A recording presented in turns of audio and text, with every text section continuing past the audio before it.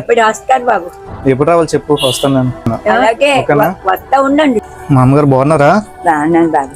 మొన్న మీరు నలుగురు వచ్చారు కదండి, అప్పుడు బీమా తీసుకుని వచ్చాను కదా. తర్వాత ఇంకొకరు కూడా వచ్చి ఫ్యాన్ ఇచ్చారు, అన్ని వాళ్ళు వచ్చి పంపించాను.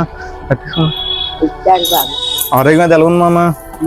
పొద్దున అక్కడ ఇంకో దగ్గరికి వెళ్ళాను బాబు. సోమవారం లాస్ట్ చీరను 2 కేజీలు కోటా బియ్యం ఇచ్చారా? ఇప్పుడు ఈ చీర మీకోసం తీసుకున్నారనమాట.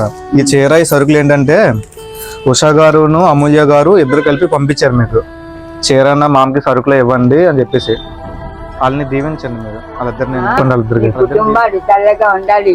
తండ్రి నాయన అంత దూరం నుంచి వచ్చి ఇచ్చారు. విశాఖపట్నం. సరే మామ, అయితే జాగ్రత్తగా ఉండు, ఆరోగ్యంగా జాగ్రత్త చూసుకో. ఇల్లు వస్తానే.